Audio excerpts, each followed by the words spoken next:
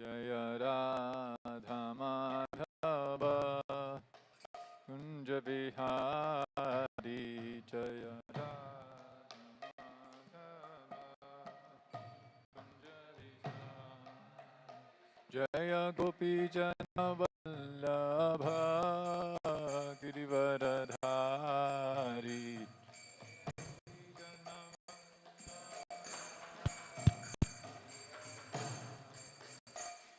जय गोपी जन वल्लभ गिरिवरधारी जय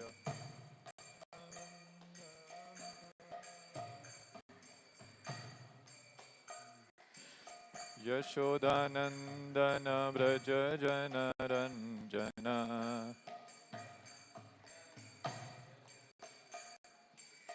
यशोदानंदन व्रज जन रंजन यमुना तीरा वनचारी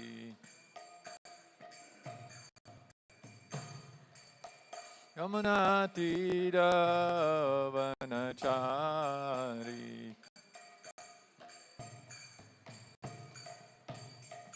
जय राधा माधव कुंज बिहारी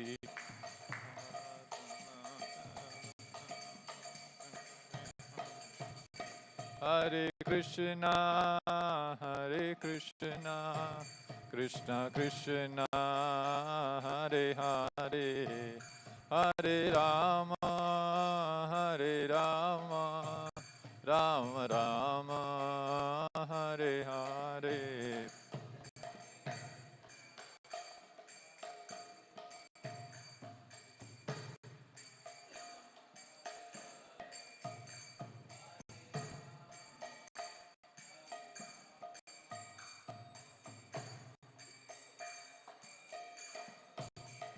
हरे कृष्णा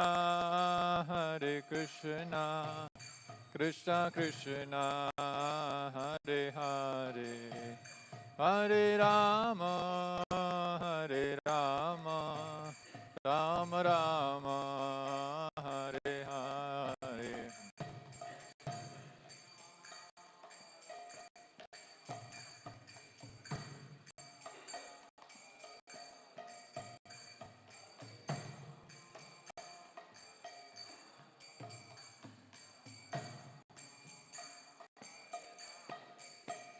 जय कृष्ण रुक्मिणी जय सत्यभामा कृष्ण रुक्मिणी जय सत्यभामा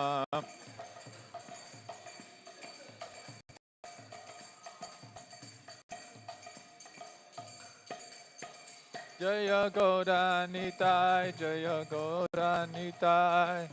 गौरानिताय जय गौरानिताय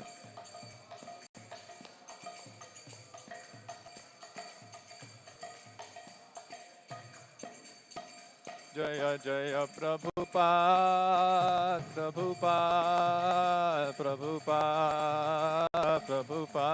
जय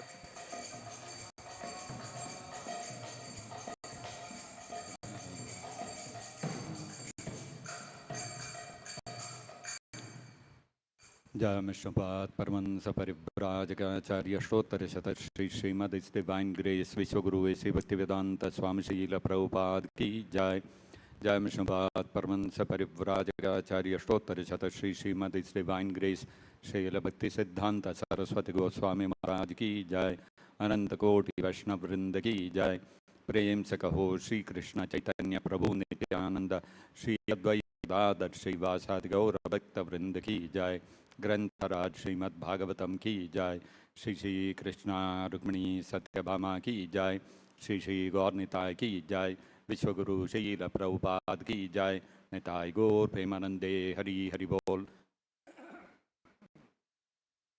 ओम नमो भगवते वासुदेवाय ओम नमो भगवते वासुदेवाय ओम नमो भगवते वासुदेवाय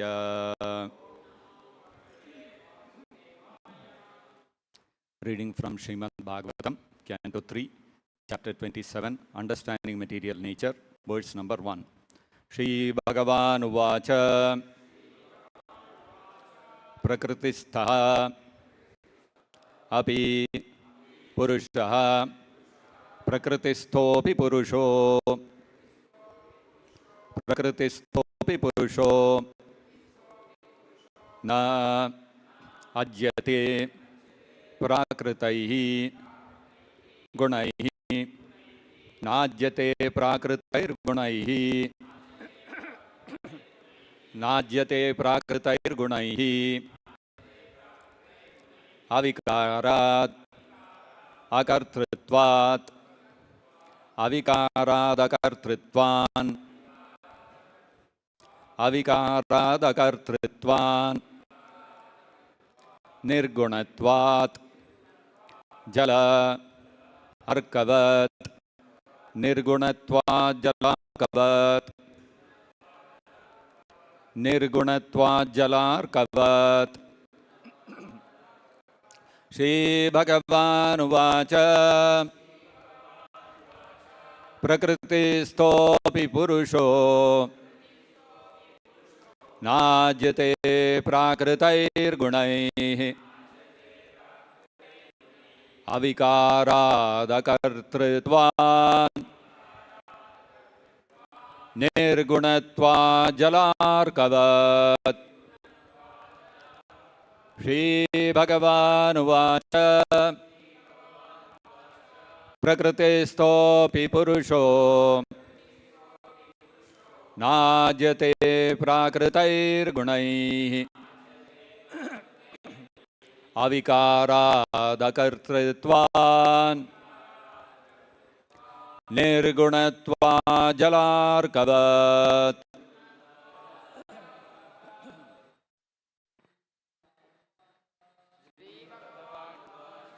Prakritistopi Purusho Najyate Prakritir Gunahe Avikarat Karkritva Nirgune Jala Karvat Nirgunatvarkavat Shri Bhagavan Uvacha Prakritistopi Purusho Najyate Prakritair Gunaihi Avikaradakartritvat Nirgunatva Jalarkavat Sri Bhagavan Uvacha Prakritistopi Puruso Najyate Prakritir Gunihi Avikaradakartritvan Nirgunatva Jalarkavat. Shri Bhagavan Uvacha.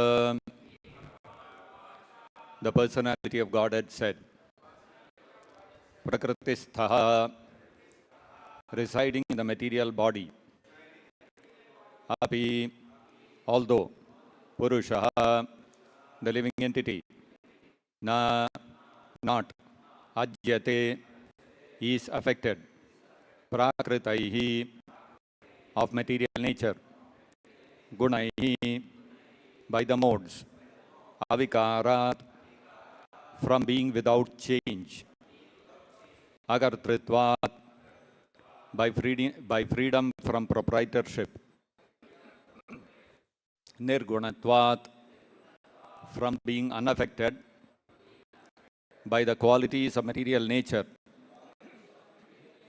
Jala, on water, Arkavat, like the sun.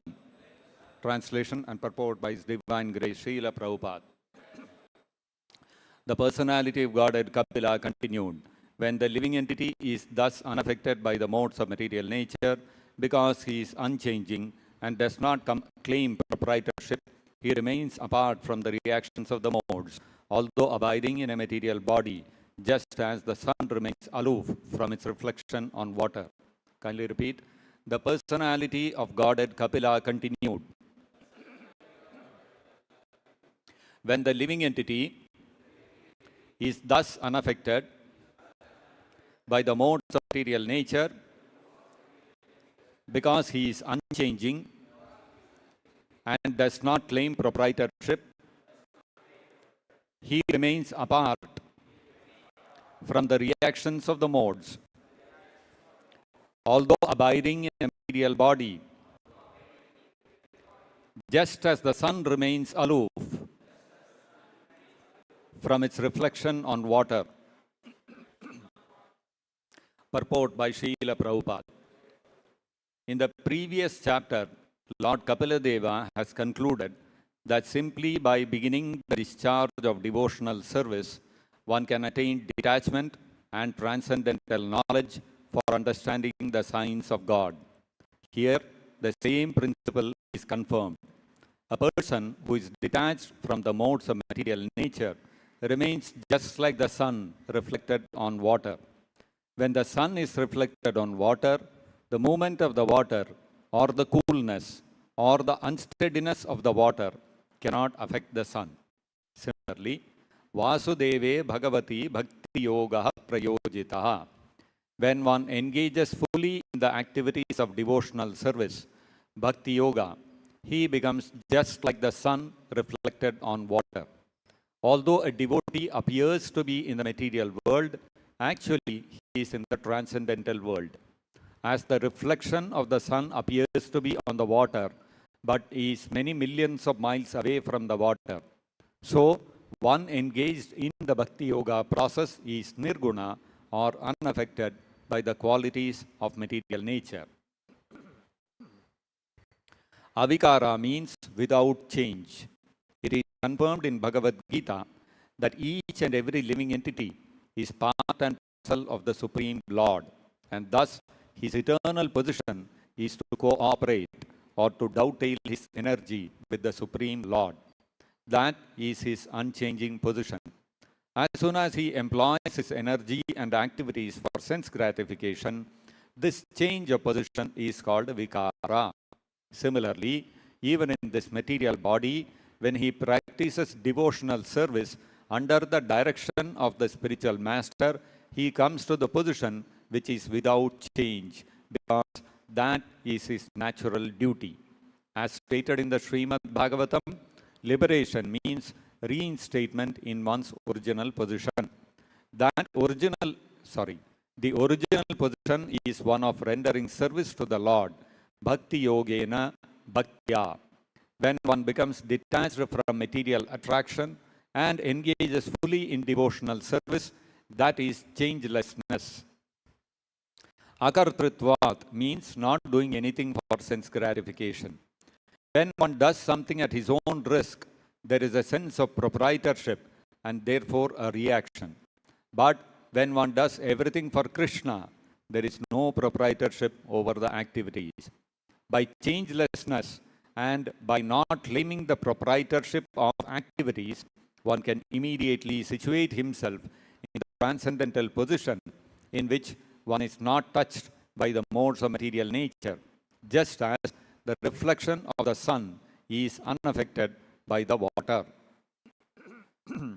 Thus ends the Bhaktivedanta purport. Om Ajnana Timirandhasya Jnananjanashalakaya Chakshurunmilitam Yena Tasmai Shri Gurave Namaha. Namavo Vishnupadaya Krishna Preshtaya Bhutale Srimate Bhaktivedanta Swaminiti Namine Namaste Saraswate Deve Gauravani Pracharine Nirvishesha Shunyavadi Paschatya Deshatarine Jaya Shri Krishna Chaitanya Prabhu Nityananda Shri Advaita Gadadhara Shri Vasadi Gaura Bhakta Vrinda Hare Krishna Krishna Krishna Hare Hare Hare Rama Rama Rama Hare Hare Mokam Karoti Vachalam Pangum Langhayate Girim Yat Kripatamaham Vande Shri Gurum Dina Taranam.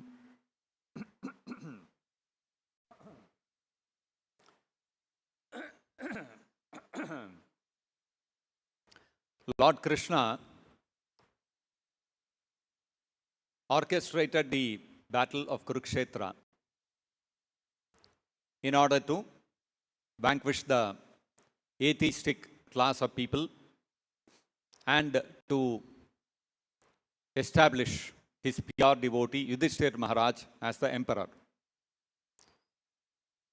On account of this war of Kurukshetra, the entire Kaurava army was wiped out. And even on the side of the Pandavas also, there was a lot of losses. Eventually, however, the Pandavas became victorious because of Lord Krishna's will that the Pandavas become victorious and they rule over the world. Subsequently, the Pandavas, Yudhishthira Maharaj being the eldest of the 5 Pandavas, he was coronated as the emperor. And once the coronation of Yudhishthira Maharaj was done,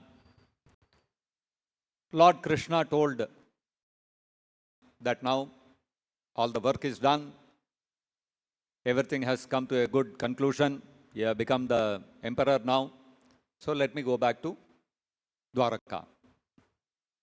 When Lord Krishna told Yudhishthira Maharaj like this, Yudhishthira Maharaj clasped Krishna's hand and very lovingly he entreated Krishna that no, Krishna, please stay for a few more days. So when Krishna was requested like this, with so much Yudhishthira Maharaj, Krishna could not refuse. He said, okay. And for a few more months, Krishna stayed in Hastinapura along with the Pandavas. Eventually, after few more months had passed by, then Krishna again went to Yudhishthira Maharaj and told him, now at least you let me go. There are devotees there also, in Dwaraka also. They are all waiting for me. I cannot stay away forever. Then Yudhishthira Maharaj very unwillingly, he permitted Krishna to go. And when Krishna was leaving, all the household members of the Pandava family, they all came to see of Krishna. All the 5 Pandavas were there. Subhadra was also there. Kunti Maharani was there. Draupadi was there. Even Satyavati was there. Even she came to see of Krishna. Satyavati is pretty old. She is the grandmother of, if you see, Shantanu and Satyavati, their son was Vichitravidya. And his sons were Dhritarashtra and Pandu. And the Pandavas are the sons of Pandu. So like that, if you see, their grandfather, the Pandava's grandfather is Vichitravirya and their great-grandmother is Satyavati. But Satyavati was still there, so she also came to see of Krishna. And then Krishna finally, all of them were crying and they were in great feelings of separation from Krishna. They saw of Krishna and Krishna finally left for Dwaraka. And Krishna traveled the different regions and finally he reached Dwaraka after a few days.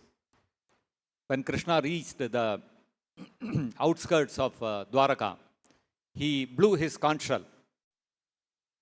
And all the Dwaraka Vasis, the residents of Dwaraka, they had been suffering in separation from Krishna for so many months. Krishna had gone for the battle of Kurukshetra, so many months over, he had not returned. They were all feeling great separation from Krishna and they were eagerly waiting, when will Krishna return? The moment they heard Krishna blowing the conch, everybody came rushing out to meet Krishna and to receive him back. Children, young people, old people, Brahmanas, Vaisyas, women, mothers, grandmothers, even prostitutes came. They also came to receive Krishna. Oh, Krishna has come back. And everybody came, everybody was glorifying Krishna. All the Brahmanas were chanting various verses, and others were speaking about the glorious pastimes of Krishna. Very festive mood that Krishna has come back.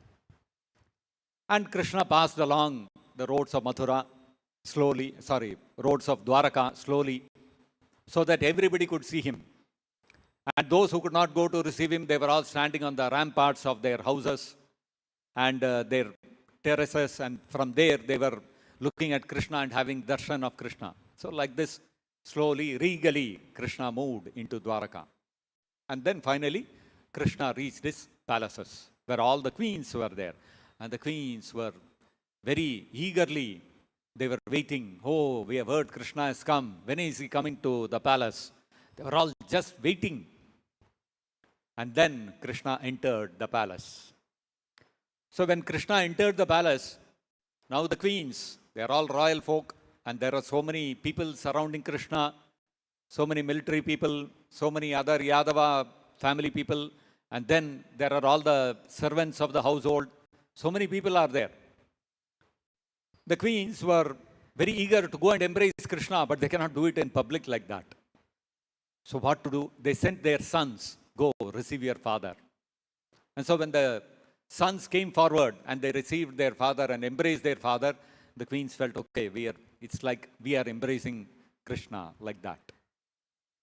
And like this, Krishna entered, and then eventually he retired to his private quarters with the queens.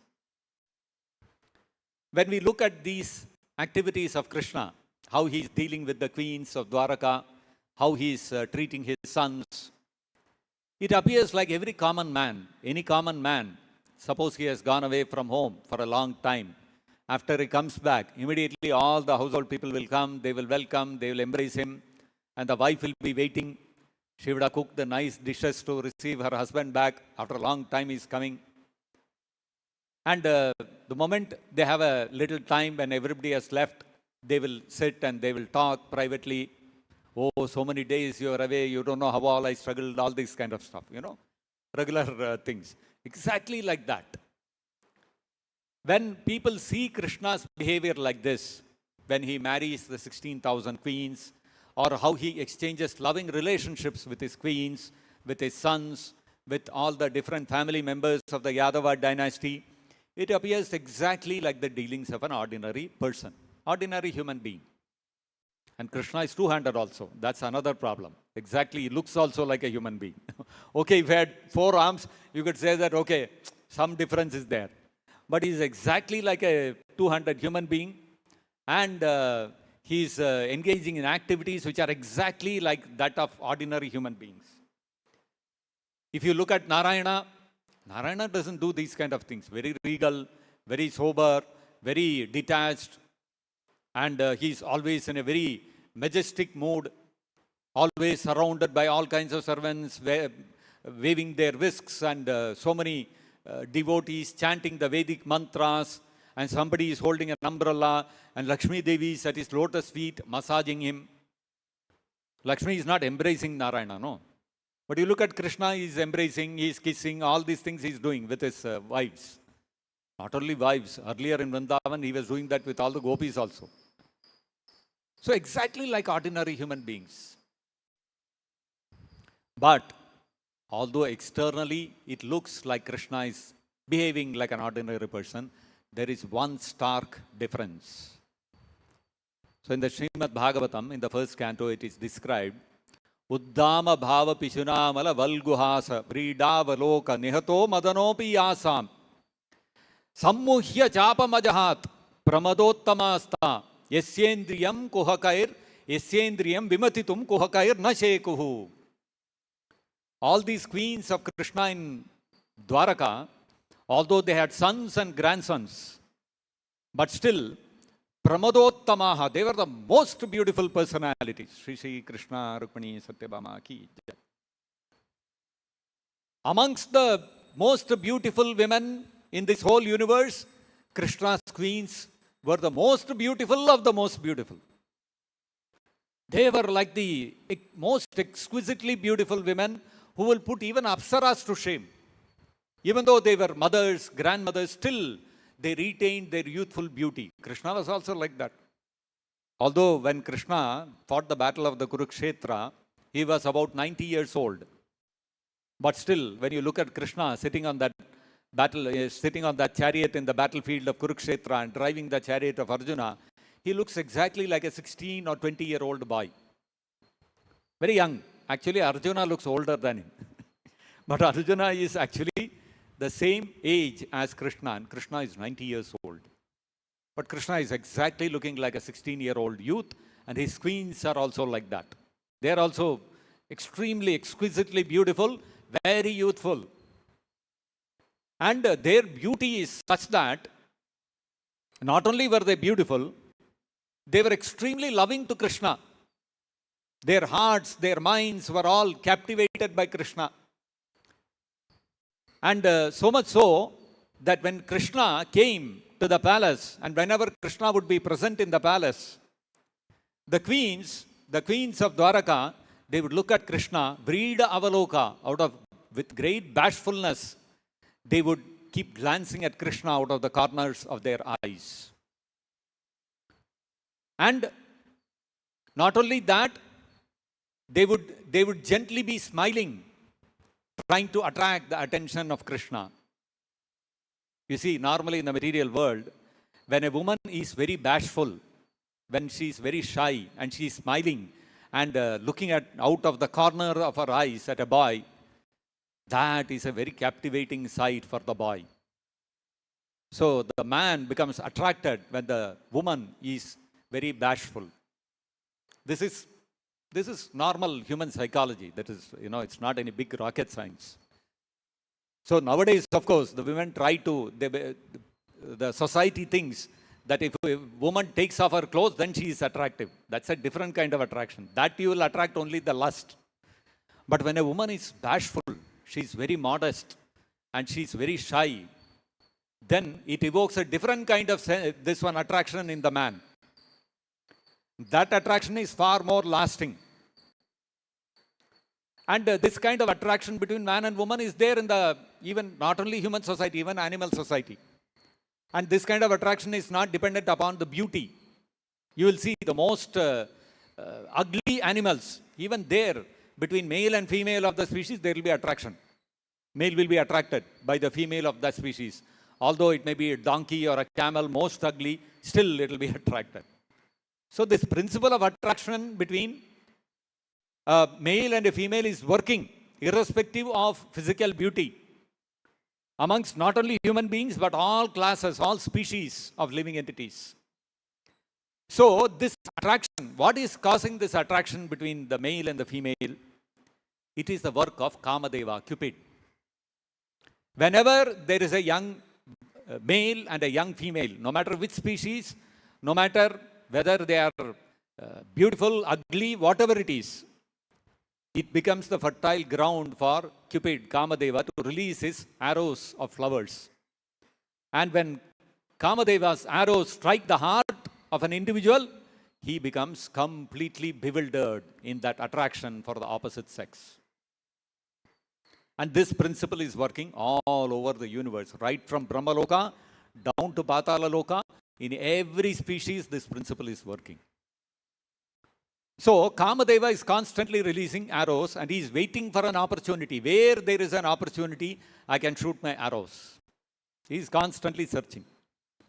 So, Uddama Bhava Pishunamala Valguhasa.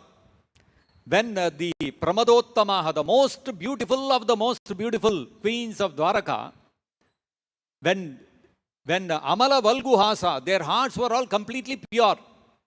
They were completely devoted to Krishna. They had nobody in their heart except for Krishna. Amala Valguhasa, and their slight smiles, accompanied by Vrida Avaloka. Vrida means bashful. Avaloka means looking out of the corners of the eyes. So with great love, with nobody else in the heart, exclusively attached to Krishna, when these most beautiful of the most beautiful queens of Dwaraka would look at Krishna with a slight smile on their face, and Uddama Bhava, with very grave they were conducting themselves very gravely. They were not frivolous. They were not acting in funny ways. They were very grave, conducting themselves very gravely, and with great dignity they were carrying themselves. But still they were bashfully looking at Krishna out of the corner of their eyes and with a gentle smile on their face. This is Pishuna. This is extremely exciting for Kamadeva. What a field for me to release my arrows. Ripe opportunity. Uddama bhava Pishuna vala valguhasa vrida valoka. But what happened? Nihato madanopi yasam. When Kamadeva released these arrows towards Krishna, thinking that let Krishna's heart become awakened with the lust, when he looks at all these queens, the arrows came back and hit Kamadeva himself. Why? Because the beauty of the queens of Dwaraka was of such great, such sweetness, such loveliness, that even Kamadeva himself, instead of making Krishna get attracted, Kamadeva became attracted. And sammuhya chapam ajahat. Chapam means bow. His bow, which he was using to release the arrows, he threw it down in frustration. My God, this arrow and this bow is not working. Instead of going and attacking Krishna, it is attacking me only. He gave up his bow and arrow. Nehato madanopi asam. Madana, Cupid, even he got affected. So you can imagine the beauty of the queens of Dwaraka and their countenance, the way they conducted themselves. Even Kamadeva got attracted. Forget about others, ordinary people. Sammukhya chapamajamahat pramadottamasta. Such was the beauty of the queens of Dwaraka. So you can imagine what must be going on in Krishna's heart. Krishna is the object of love and affection of all the queens. So what was going on in Krishna's heart? Yasyendriyam vimatitum kuhakair nashekuhu. With all their guile and with all their feminine overtures, the queens of Dwaraka could not agitate even one of the senses of Krishna. Krishna was completely unagitated, detached, not at all affected. You see? But then Krishna was going, he was embracing them, he was treating them just like a henpecked husband. Why? Not because he was attracted by their feminine gestures. No. He looked at their genuine devotion to serve him. And he accepted, okay, you want to serve me as a wife? Okay, I will play the role of husband to satisfy you. Otherwise, Krishna was completely detached. He was not at all affected. It is not that the queens of Dwaraka were attractive to him. And the moment he saw Krishna, oh, my queens, nothing. Krishna was totally unaffected. But externally, it appears like Krishna has been attracted. Krishna is a henpecked husband. So, the first canto, the Bhagavatam says that tamayam manyate loko hi asanginam api sanginam vyapranvanam yato abudaha. The abudaha, the less intelligent people, the ignorant people, what do? Manyate. They think that Manujam, that Krishna is is an ordinary person like us. He is an ordinary human being like us. And as an ordinary human being, asanginam api sanginam. They think he is sangina, meaning he has become attracted. He is also like us. He is under the influence of the modes of material nature. He is under the influence of Kamadeva. They think like that. Although he asanginam, Krishna is always detached. Krishna is always detached. But externally, seeing his activities, vyapranvanam, when he is engaged in activities which resemble that of ordinary human beings, tamayam manyate loko, the entire world thinks, he asanginam api sanginam. Although Krishna is completely detached and unaffected by the modes of material nature, still the whole world thinks, no, Krishna is also an ordinary person. He had also girlfriends. He stole the dresses of the gopis. He married 16,000 queens. He was not satisfied with one queen. He wanted to marry 16,000 queens. And he had so many sons. With each of the queens, he had 10 sons. You can imagine 16,000 queens he had, 1.6 lakh of sons he had. Oh, Krishna is more than us, more attached than us. No. Tamayam manyate loko yasanginam api sanginam. Sorry.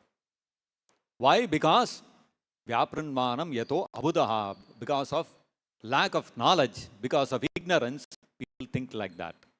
What is the fact? Fact is, etadishanam ishasya. Prakritistopi tad gunaihi na yujyate sadatmastair yatha buddhis tadashraya. So the question that arises is, okay, I will accept your version that Krishna is unaffected, although he is in the midst of all the palaces and the queens and the sons and all that. I'll accept your version. But then if he is unaffected, if he is completely detached, if he is completely out of the influence of the three modes of material nature, if he is beyond the influence of kama, krodha, lobha, mada, moha, matsarya, etc., then why is he staying in the midst of all those queens in Dwaraka? He should go to the forest. He can go to Vaikuntha. Why is he staying there in Dwaraka in the midst of all the queens and enjoying like an ordinary human being? So Shukadeva Goswami says, Etad Ishanam Isyasya. This is the supremacy of the Supreme Lord. Ishanam Isyasya. Isyasya of the Supreme Lord. Ishanam. This is evidence of his supremacy. What is evidence of the supremacy of the Supreme Lord? Prakritistopi. Even though he is in the midst of material nature, na yujyate. He is never affected by it. If the Supreme Lord comes into the material nature and gets affected by it, we can say he is not supreme. If the Supreme Lord stays away from material nature, how do you know whether he is affected by material nature or not? So Krishna comes, Krishna stays in the midst of the palaces, Krishna stays in the midst of the 16,000 queens, Krishna stays in the midst of all the Yadava relatives, but completely detached, not at all affected. This is the supremacy of the Supreme Lord. And not only is the Supreme Lord like this, not only is Krishna like this, Sadatmastair yatha buddhis tadashraya. Tadashrayaha. Those who have surrendered to Krishna, the pure devotees, tadashrayaha. Even they are like this. Their intelligence, yatha buddhis tadashraya. Even the intelligence of the pure devotees is also like this. Even the pure devotees of Krishna are never affected by material nature, even if they are in the midst of material nature. Why? Because Sadatmastair, Sada, always such pure devotees are perfectly situated in their constitutional position as servants of Krishna. So if the pure devotees of Krishna do not get affected by being in the midst of material nature, where is the question of Krishna getting affected? It's impossible. So the same thing is stated in the 10th canto of the Srimad Bhagavatam, that Harirhi Nirgunaha Sakshat Purusha Prakrite Paraha. That Hari, Krishna, he is Nirgunaha, he is never affected. He is devoid of the influence of the three modes of material nature. The modes of material nature, Satoguna, Rajoguna and Tamoguna, the mode of goodness, the mode of passion and the mode of ignorance, they spread their influence all over the material universe. Wherever material nature is there, wherever the material energy is having its influence, the three modes of material nature are there without fail, influencing every living entity, right from Brahma down to the smallest ant. And that's why you will see the principle of attraction between man and woman, between male and female, in every species, in every living entity, right from Brahma Loka down to Patala Loka. Why? Because this whole material universe is pervaded by the material energy, and the essence of the material energy is the three modes of material nature. And when Krishna descends into this material nature, he remains unaffected. Similarly, his pure devotees also, they remain unaffected. Harirhi Nirgunaha. He, Krishna, Hari, is never affected by the three modes of material nature. Sakshat Purusha Prakritehe Paraha. He is Sakshat Purusha. He is the Supreme Personality of Godhead. The word Purusha is used generally to mean the supreme enjoyer, because it is only Krishna, the supreme personality of Godhead, who is the enjoyer. Everybody else is serving Krishna's pleasure. Everybody in existence. But sometimes the living entity is also called Purusha. Like in today's verse, it is stated, Prakritistopi Purushaha Najyate Prakritair Gunaihi. The living entity, when the living entity is unaffected by the modes of material nature. So here, in today's verse, the word Purusha is referring to not Krishna, the supreme enjoyer. It is referring to the living entity. So sometimes the living entity is also referred to as Purusha, because the living entity is trying to imitate that supreme Purusha, the real Purusha. He is an imitator Purusha. So the imitator Purusha is also called Purusha. But whenever the word Purusha refers to a living entity, that means it is referring to the living entity as imitator Purusha. So when Krishna is being spoken of in the Bhagavatam, Haririhi Nirgunaha Sakshat Purushaha. He is not imitator Purusha, he is Sakshat Purusha. He is the original enjoyer, original supreme enjoyer. He is the original Purusha. He is the real Purusha, not the duplicate Purusha. Haririhi Nirgunaha Sakshat Purusha Prakritehe Paraha. And that supreme enjoyer, Hari, Krishna, is Prakritehe Paraha. He is above the three modes of material nature, above the material energy. And not only that, the Bhagavatam goes on to say that Sa Sarvadrig Upadrashta, that Supreme Lord Krishna, he is above the three modes of material nature. And so when he comes into the material world, Sa Sarvadrig, he is the overseer of everything. He is the controller of everything. Ishvaraha Paramaha Krishnaha. Krishna is the supreme controller. So when he comes into the material nature, he doesn't become controlled. He remains the controller. And Upadrashta, he as the Paramatma is the witnesser of everything that is going on. Directly and indirectly, the Supreme Lord is aware of everything that is going on in the material world. That means he is omniscient. He is Sarvadrig, means he is omnipotent, and Upadrashta means he is omniscient. Being omnipotent and omniscient is not possible as long as you are under the control of the three modes of material nature. But because Krishna is Haririhi Nirgunaha, he is beyond the influence of the three modes of material nature, he is Sarvadrig, he is the overseer, he is the controller of everything, and he is omnipotent, and he is Upadrashta, he is omniscient. He knows everything that is going on in this material world. And then the Bhagavatam makes another interesting statement.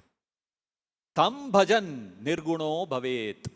If that supreme personality of Godhead, Krishna, Hari, who is Nirguna, who is Sarvadrig, who is Upadrashta, if you worship that Krishna, if you render devotional service to Krishna, tam bhajan nirguno bhavet. You will also become nirguna. You will also become above the three modes of material nature.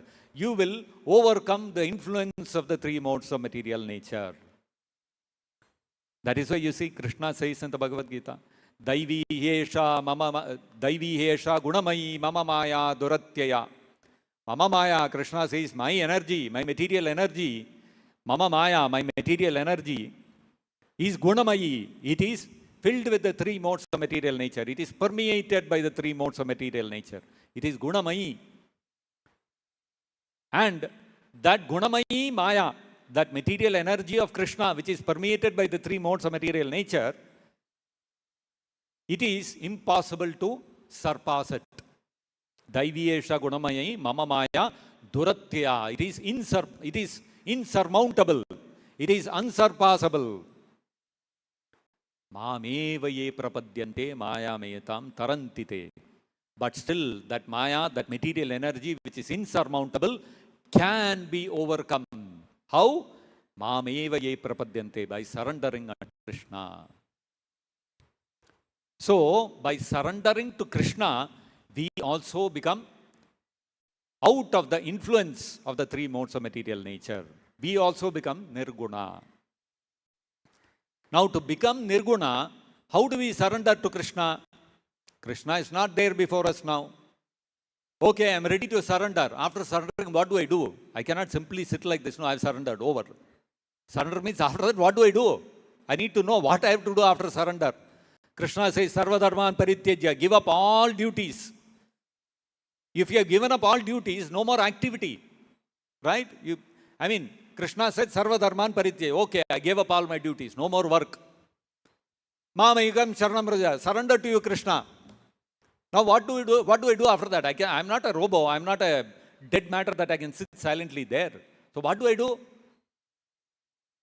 So to know what to do on the platform of surrender to Krishna, you need a spiritual master who is a pure devotee, who is Yatha Buddhis Tadashraya, who is Tadashraya, who is already surrendered to Krishna, who is Yatha Buddhi, whose intelligence is also like that of Krishna, above the influence of the three modes of material nature. Such a pure devotee spiritual master, you take shelter of him and you take initiation from him, then you will get instructions what you have to do, how to serve Krishna. You have to chant 16 malas of Hare Krishna Mahamantra. You have to get up every day during Mangalarati. You have to chant Samsara Dhaman lead up prayers during that time. You have to offer Arati 7 times like this to the deities. All this, the spiritual master will teach you. This is what you have to do on the platform of surrender. You have to read Bhagavatam every day. You have to read Bhagavad Gita every day. You have to go out, collect money for the temple. You have to go out to preach to the folk. All these things, the Lord, the Supreme Lord, will teach us through the pure devotee spiritual master. This is called the Bhakti Lata Bija. So Bhakti Lata Bija means what? You get the seed of devotional service, meaning you learn what you have to do in that on that platform of surrender to Krishna. Otherwise, you will be completely blank. Okay, I took the word of Krishna, I have surrendered, given up all my duties. When I given up all my duties, now what do? I got nothing to do, simply I should space out, is it? No, you have to chant 16 malas, you have to chant attentively, you have to read Bhagavatam, you have to read Bhagavad Gita, you have to go out and preach, you have to take the message of the spiritual master and go out. All these things are taught by the pure devotee, Diksha Guru, and that constitutes the Bhakti Lata Bija, which will ultimately grow.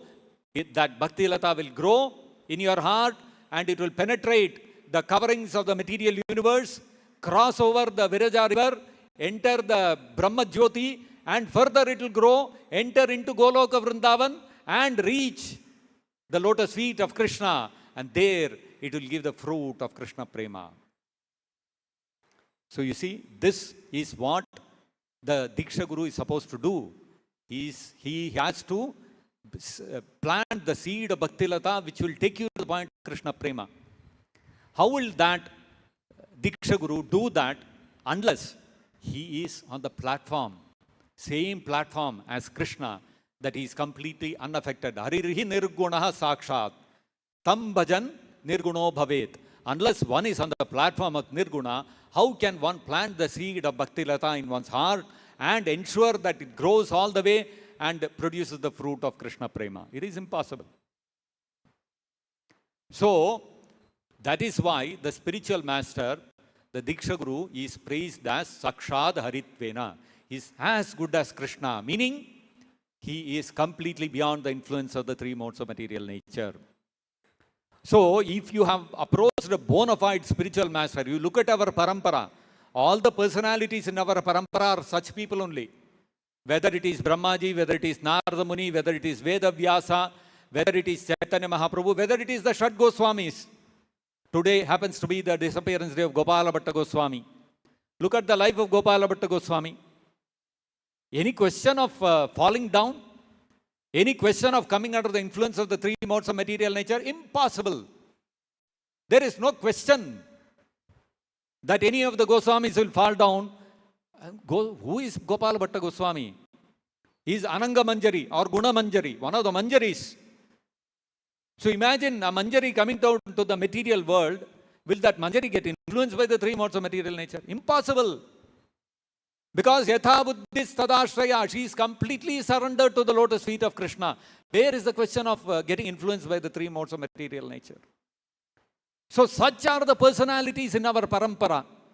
Whether it is Bhakti Siddhanta Saraswati Thakur, or it is Srila Bhaktivinoda Thakur, or it is Srila Gaur Kishore Das Babaji Maharaj, or it is His Divine Grace A.C. Bhaktivedanta Swami Prabhupada.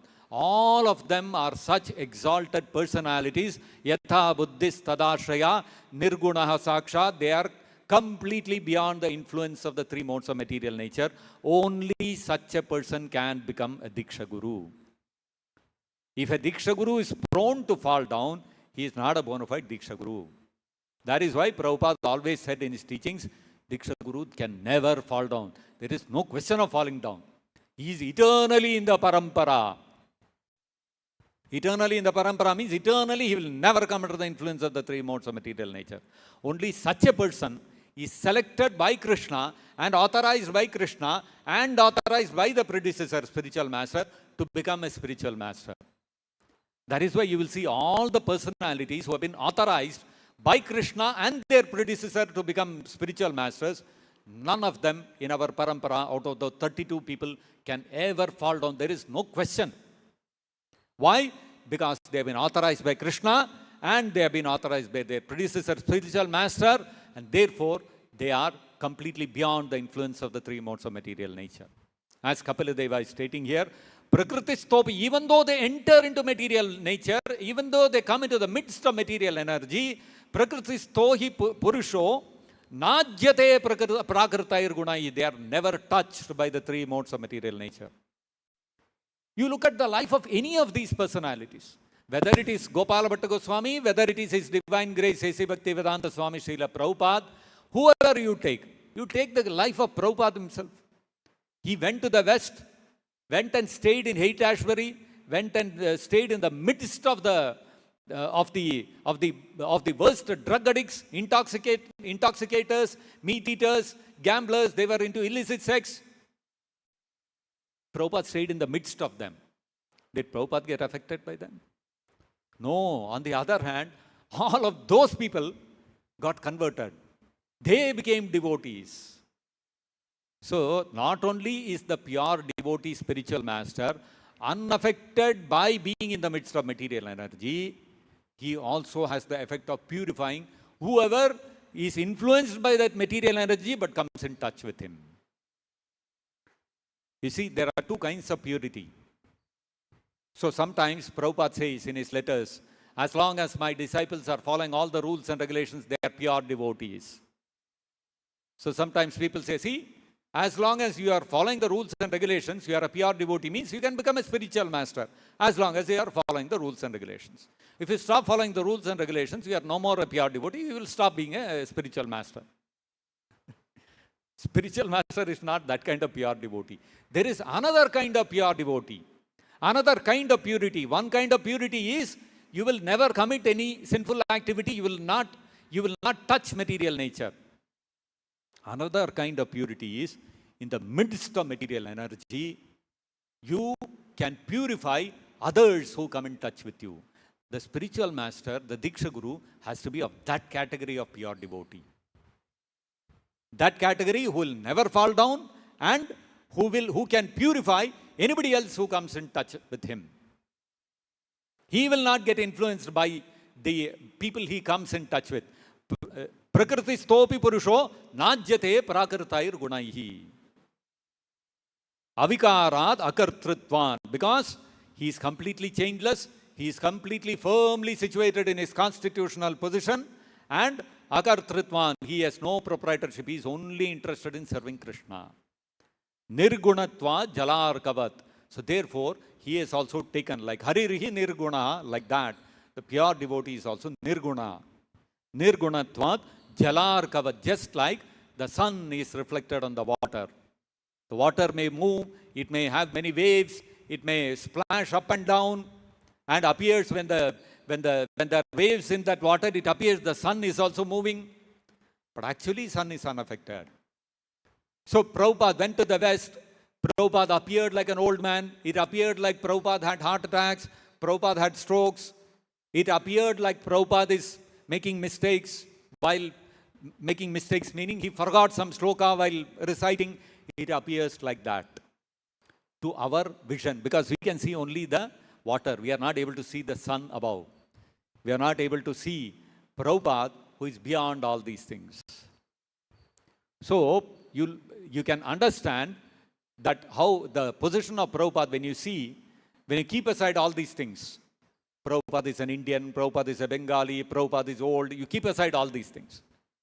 You see the result of Prabhupada's going and sitting in the midst of all the hippies in New York. What was the result? All of them became Vaishnavas. So that is the symptom you have to look at. That is why Bhaktivinoda Thakur said that you judge by the result, by the phala. You look at the phala and you can understand the greatness of that preacher.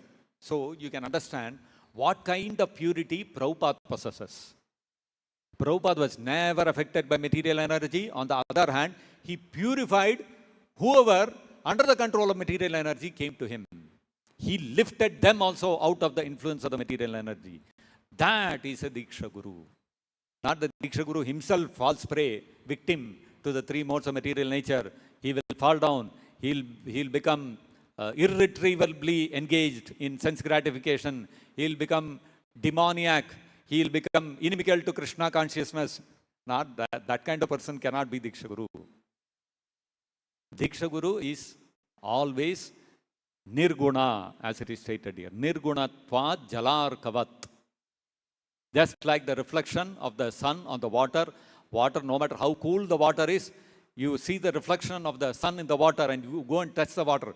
Water is so cool. So sun has become cool. You are a fool, that's all. If you talk like that. Similarly, it may appear Prabhupada is under the control of the material world, material laws. But no. Nirgunatva jalar kavat. You are seeing only a reflection of the true personality of Krishna, of Prabhupada.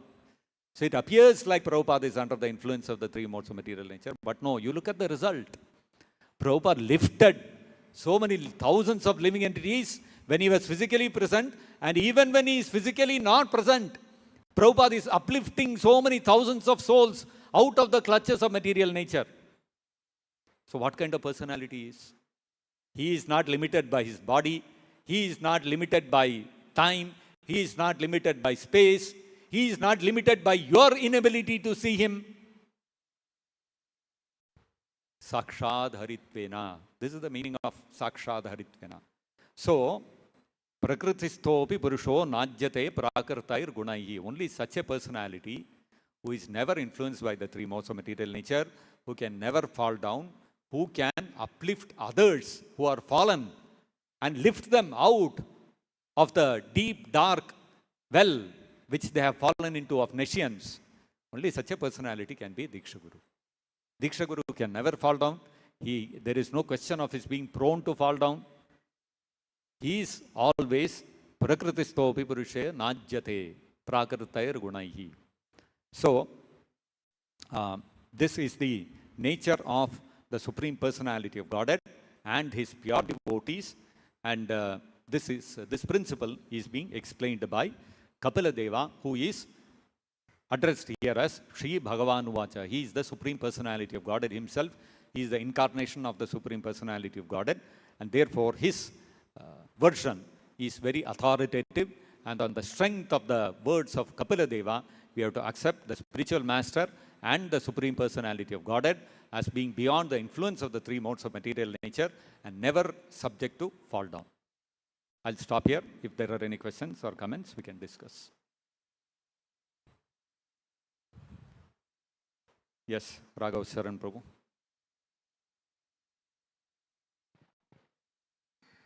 Hare Krishna Prabhu. Regarding the Queens of Krishna, the 16 Regarding the Queens of Krishna in Queens of Dwaraka, Krishna in Dwaraka. like how to understand them? They all got kidnapped and imprisoned by Bhaumasara king Yes. for many days.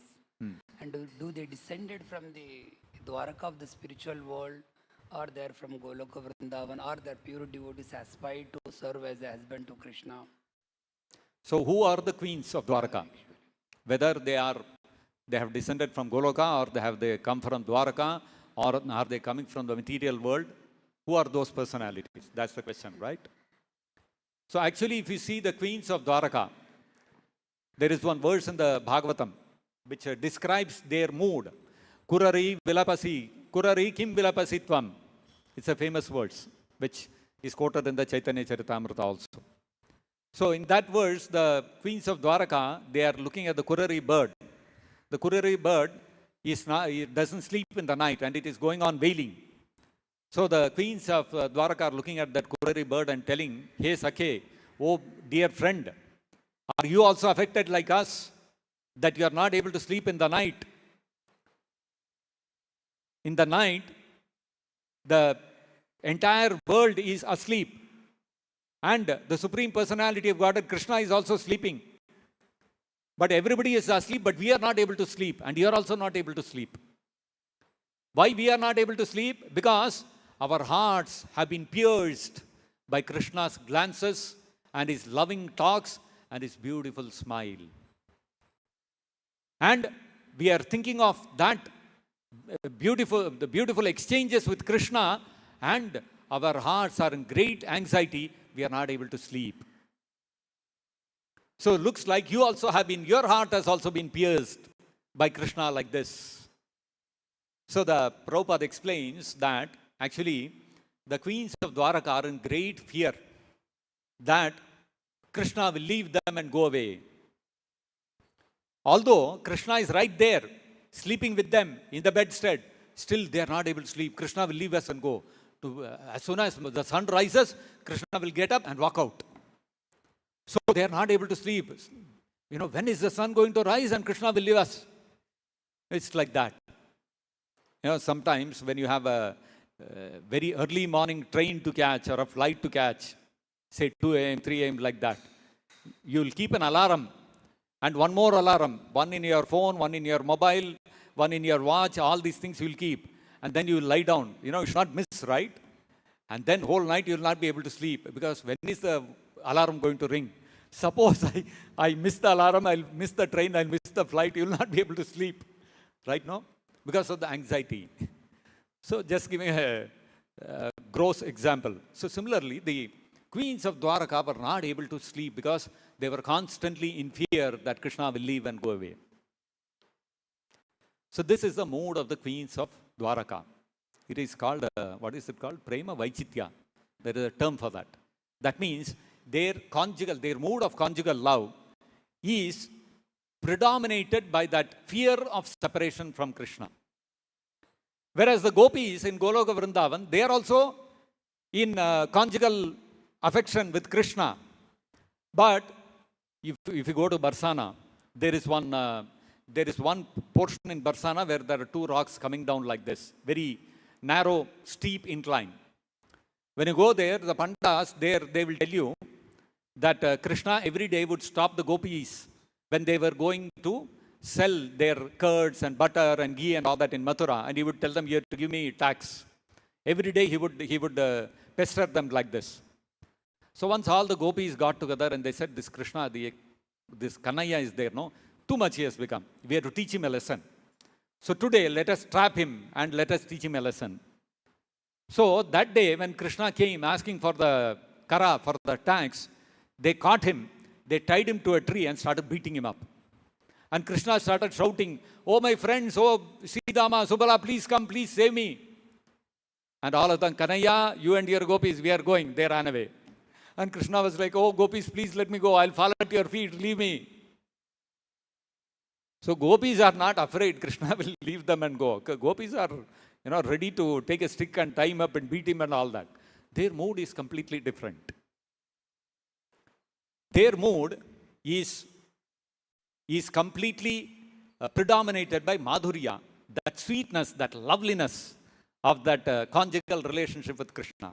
So there is a big difference. Although both are conjugal love, there is a big difference in the mood of that same conjugal relationship. So the queens of Dwaraka, amongst the queens of Dwaraka, there are some personalities who have descended from Dwaraka. Personalities like Rukmini Devi, Satyabhama, They are all personalities who have come from the Dwaraka to this material world to accompany Krishna in his pastimes. But out of those 16,000 queens, there are also personalities who are getting elevated to that status by rendering pure devotional service to Krishna in this earth when Krishna is manifesting his earthly pastimes here. So there are personalities who are getting elevated like that also. Because Prabhupada mentions that when when a jiva, when a living entity becomes a perfect pure devotee of Krishna, then by doing his sadhana, he has become a sadhana siddha, he has perfected his sadhana, his regulated devotional service. Then he comes to the stage of Krishna prema, then he does not directly go back to Godhead. He does not go back to Goloka Vrindavan immediately after that. So after that, next birth, he takes birth on that planet in this material manifestation where Krishna is currently manifesting his pastimes. And there, you will get an opportunity to become one of those associates, either as the queens of Dwaraka, or as one of the Yadavas, or as one of the Brajavasis, so that further you get trained and perfected how these personalities, what is their mood, what is their constant thinking, what is their vision, what is their, how do they relate with Krishna, how do they approach Krishna. You get further trained. And then next life, you go back to the spiritual world. You go back to Goloka, Dwaraka, whatever. So many of the queens of Dwaraka were also like that. They were those who had rendered pure devotional service in their past life, perfected their life. Now they got an opportunity to take birth amongst the queens of Dwaraka so that they get trained by the original associates of Krishna from Dwaraka, the queens of Dwaraka. They get trained in the same mood and then they get elevated to Dwaraka. So they were both kind of personalities. There were some who were coming from Dwaraka, descending from Dwaraka along with Krishna, and there were others who were getting elevated to that platform, to that position. Is that all right? So we'll stop here. Granthara Srimad Bhagavatam ki jai, Vishwaguru Srila Prabhupada ki jai, Nitai Gaur Premanande Hari Hari Bol.